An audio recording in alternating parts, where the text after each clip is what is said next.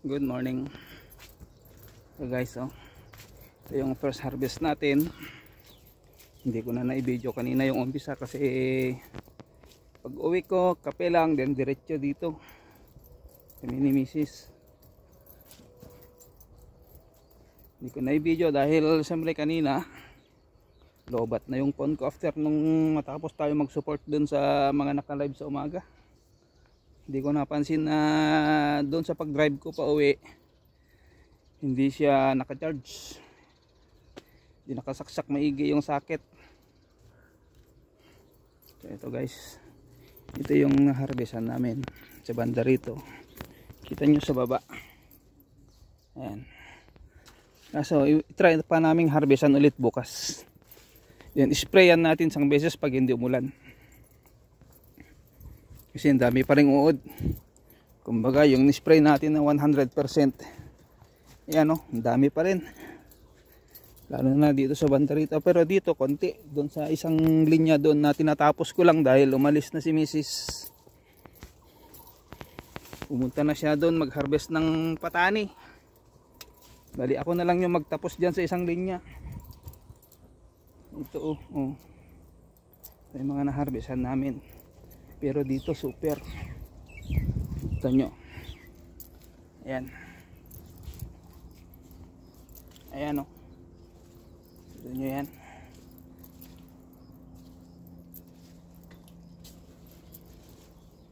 Ganyan karami ang sinira ng uod. So kailangan nating sprayan. Marami pa naman siyang bunga. Kaya lang siyempre sprayan pa natin isang beses. Bukas harvestan pa namin ulit, then saka natin sprayan, sagat natin bukas. Then mga ano na ulit, mga heavy siguro, biyernes na nating harvestan. Sana wag umulan. Sana wag umulan sa gabi para bukas ng umaga pagkagaling ko ng work, ito yung sprayan ko. Pero pinasan pa namin ulit bukas. Ayan.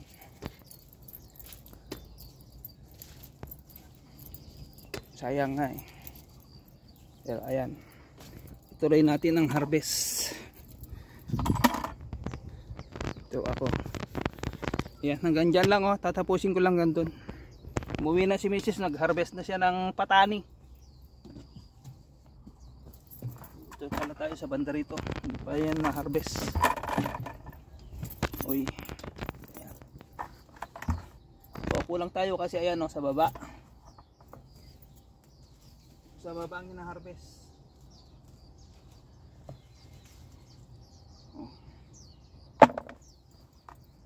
Yan siya Yan sa baba.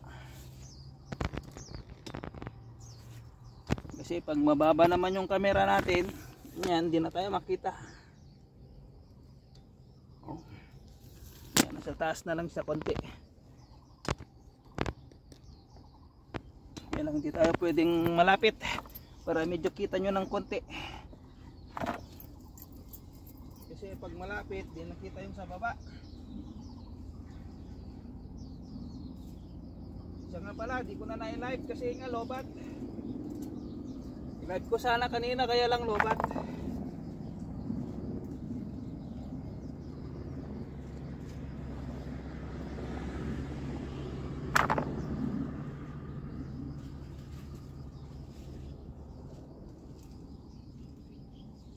Daming ganyan kinakain o kagat ng ng uod.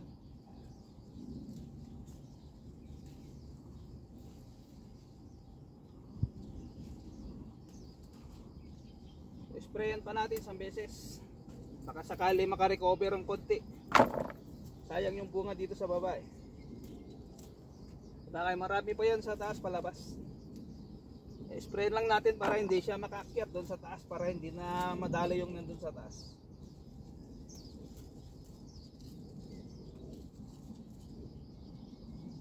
Sayang ang dami.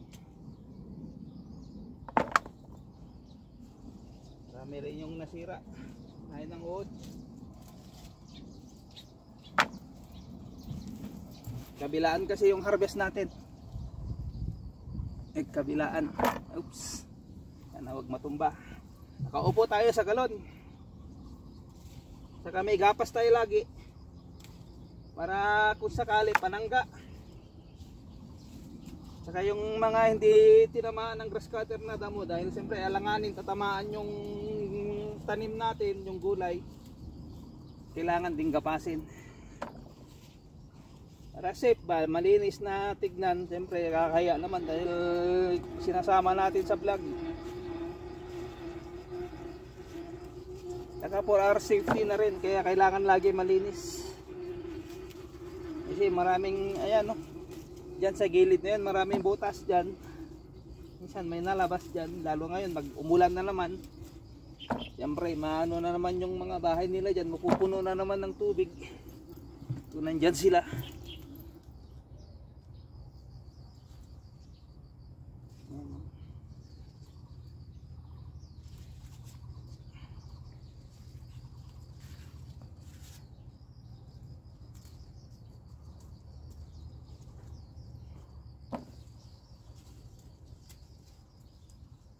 Kasi minsan nag-overflow yan irrigasyon. Pag nag-overflow dito lahat ng tubig. Ayan. Ayan yung ano, kinain ng ano, dami red.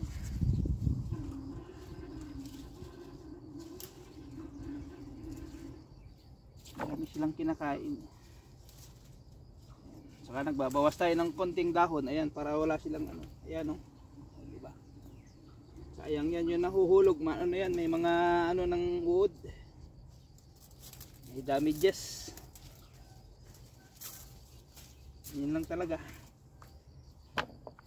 Kung napansin nyo rito, walang kaibon-ibon na maingay. Kasi nandyan sila sa mga prutas. Parang nagsawa sila sa wood.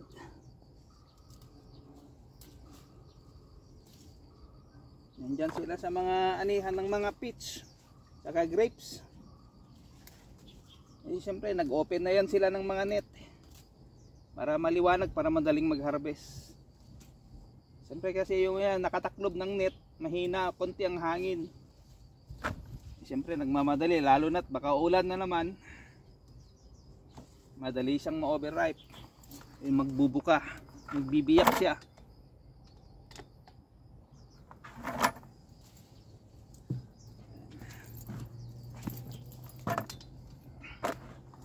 Ito lang tayo, tapusin lang natin tong linya natin. Bunga oh. Ayan.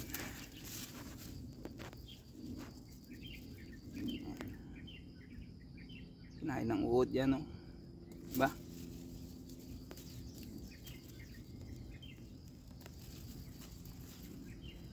Ayan. Pasensya na kayo, next time i-live natin, basta huwag lang uulan. Kasi hindi nakasaksak maigi yung pagkaano ko doon sa sasakyan kanina pa uwi. Yung sakit.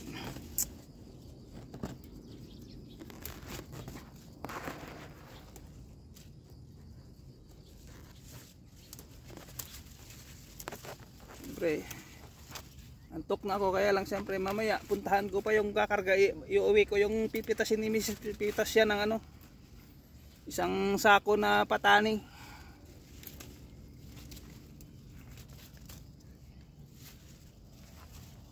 Dito ako na yung magtapos dito.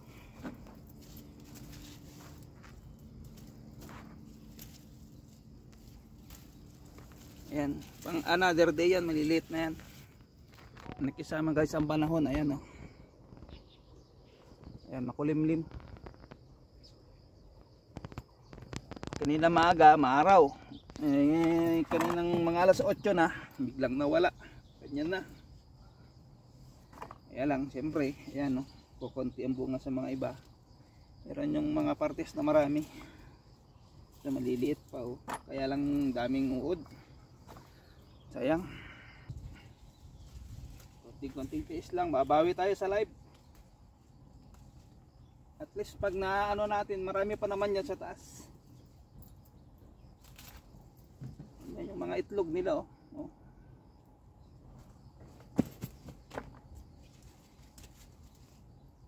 Ano mo yan oh.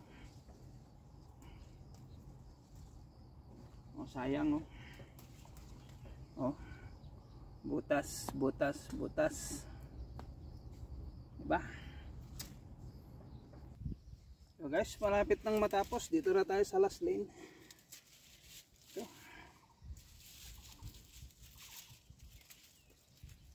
Hopefully na ma-sprayan natin bukas after nang maharbesan ulit bukas. Kasi kailangan muna natin linisin ng konti. Ayan.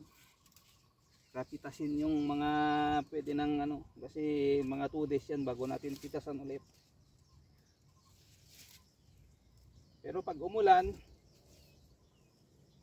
Huwebes pwede na natin o Miyerkules ng hapon. Siyempre pag in-spray natin, in within 4 hours, at least kahit paano sana na ma-sprayan natin, then kahit lang matapos niya yung 4 na oras o 6 na oras na ma-absorb niya yung gamot, okay na yun. Mawawala na yung mga uod dyan. Pag lang sana yung paka-spray natin in within 1 hour may ulan. Kasi bigla-biglaan yung ulan niya dahil sa init. Summer na talaga. Basa lang yan dahil siyempre pinatubigan natin kahapon. Yan, ito na lang, konti na lang. Yan. Yan na lang yung pipitasan natin. Yan na lang.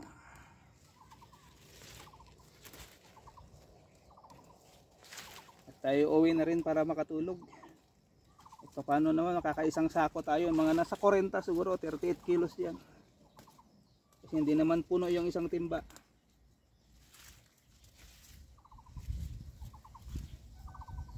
Kasi hindi naman sa kalakihan marami siyang bunga, kaya lang hindi siya masyadong mahaba, pero okay lang, katamtaman lang.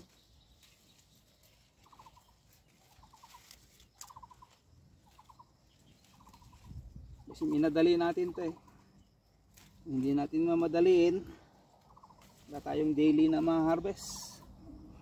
So okay na, ayos na. Ayan o, yan ang na-harvest natin dito sa kalahati. Doon sa bandaron kanina, yun o, isang timba. Yung nakasako, yan yung na-harvest ni Mrs. Yan yung na-harvest ni Mrs. nung dinatnang ko rito. Then sabi niya punta na siya doon sa may patani para mag-harvest na rin. Sasako ko lang. Ito yung hinarvest niya kanina maga. Ako naman to, kasi nandun na siya sa may patani. Sasako lang natin.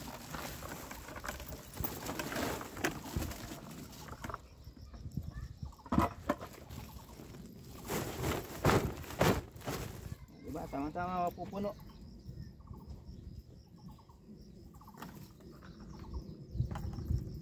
Kasi ito mga 8 o 7 kilo to. Sabihin na natin mga 40 lang siguro to, hindi abot ng 45.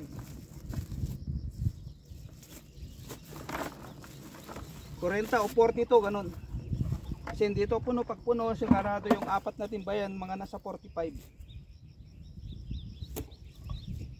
Sana maganda ang presyo nitong bago. Yan guys, so yan ba? So hanggang sa muli po, salamat at tayo pauwi na. Hindi na nating habaan yung ating vlog. Thank you so much po. Bye na.